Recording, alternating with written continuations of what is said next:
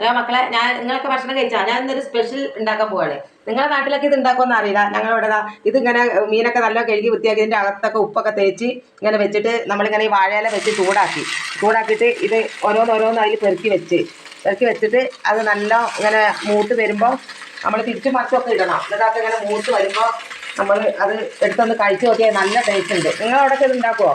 ഉണ്ടാക്കിയിട്ടില്ലെങ്കിൽ ഒന്ന് ഉണ്ടാക്കി നോക്കണം കേട്ടോ. എന്നിട്ട് എനിക്ക് കമൻറ്റ് ചെയ്യുക.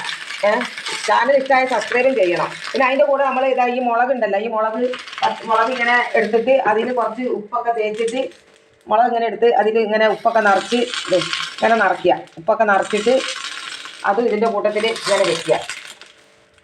എന്നിട്ട് അങ്ങനെ ഞാൻ മീനിൻ്റെ ഒരു സൈഡൊക്കെ വെന്ത് അപ്പം ഞാൻ അതൊക്കെ മറിച്ചിട്ടാണ്.